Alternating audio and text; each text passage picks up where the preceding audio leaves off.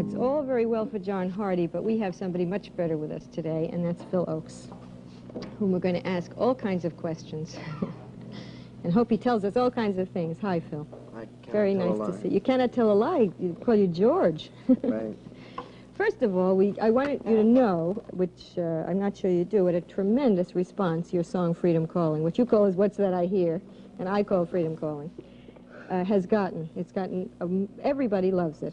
But I think they may not know of all the other ones you've written.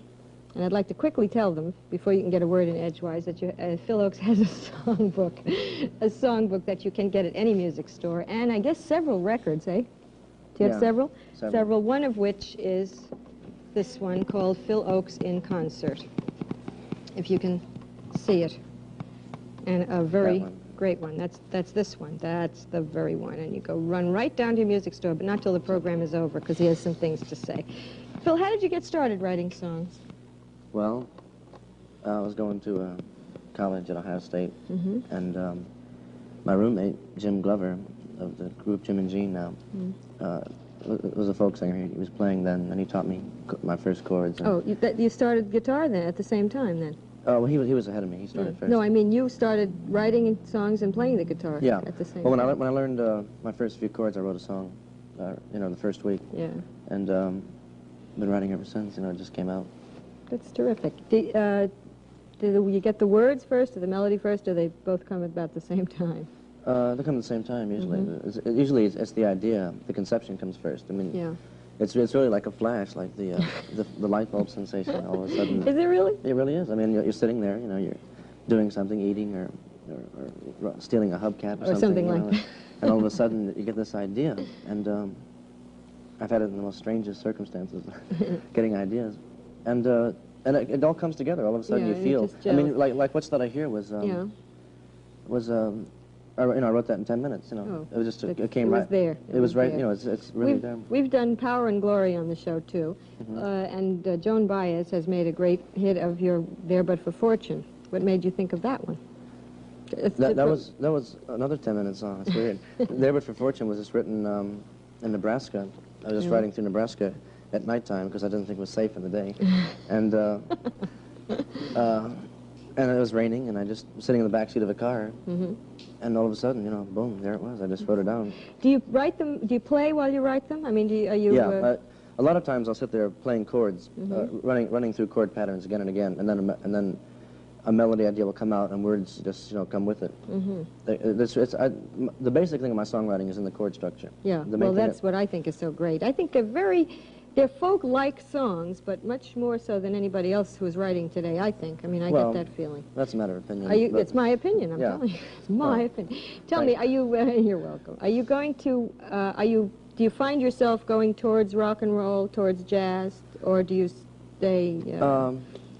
There's a general development towards rhythm and blues, Negro rhythm and blues entering my music. Well, from the beginning, my introduction to music was rock and roll, was the top 40. Elvis Presley was my music teacher, and Buddy Holly, and the Everly Brothers. People I memorized thousands of songs. Oh, really? Without any intention of singing on stage. It was like a hobby of mine. Because you liked to. Yeah. And I couldn't play the guitar then, but I sang along with the radio, and I knew all this. I knew all the songs, the country and western hits of that, and the early rock and roll. Yeah. And you think you may. And what happened was really thousands of little melodies were running through my head all the time. I sang all day long. Yeah, well, that's very. And when I learned the guitar, that type of melody influenced it. I mean, I think that's why I don't really think that it's the most folk type stuff, because there's more, the kind of music I write, there's more chords. It's not simple folk music. It's not a two-chord thing. They're more sophisticated chords, but I think it has a tremendous folk quality. And there's an influence of Bob Gibson. Bob Gibson also before me did that type of stuff, and he helped lead me in that direction. Yeah. How do you get a song published? I've had many inquiries. People write in, we have a lot of budding songwriters throughout the country. They want to know how to get a song published. What did you do? Well, I went to New York with my first songs, and I made a tape, and I walked around, and I went to some of the publishers. Oh, so you just have to go many of whom were idiots. Send them, of course. The ones that didn't publish. Are they sorry now? Really, I had tapes of some good songs. I walked up, and they said, "Sorry, kid, they can't use them."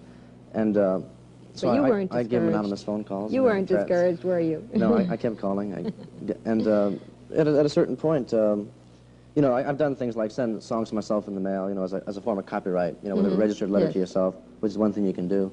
Or the legitimate thing to do is to copyright it with the Library of Congress and then send the tape to various publishers in New York. I couldn't even recommend any because, I mean, nobody in particular. You can find them in phone books or something like that.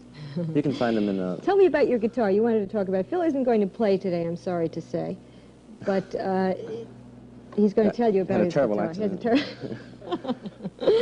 This is a Gibson guitar. Yeah, this is an old Gibson. It's about 25 years old. It's got steel strings. Yeah. Which you like. Right. I think for folk music, I prefer steel for the essential blues. Yeah, I've been spending 6 months telling him how they should use nylon, but that's all right, Phil. Don't use nylon. Nylon is for that kind of person. But, never mind.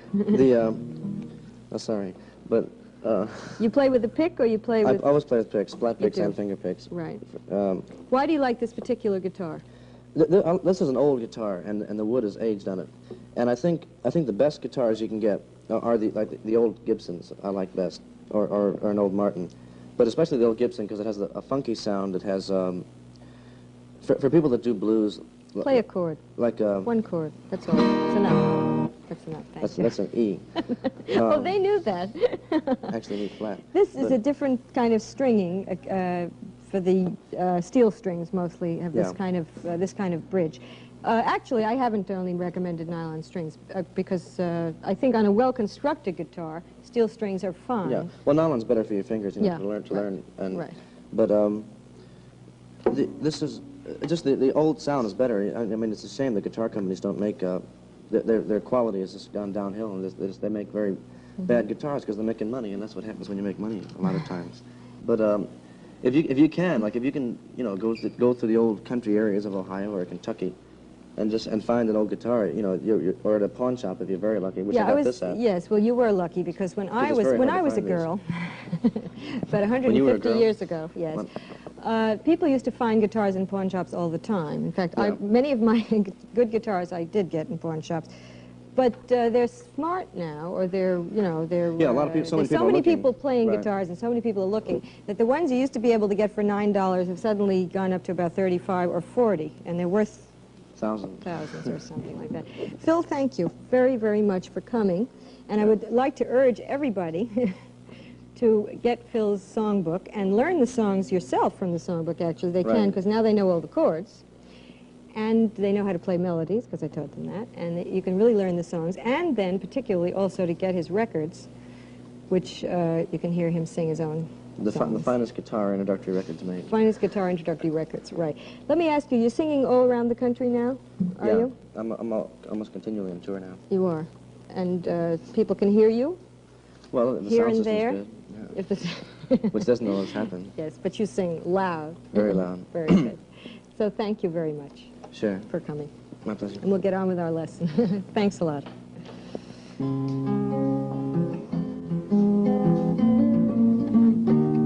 We're playing him out. I'd like to get on to some new techniques to show you in this lesson that are in your book.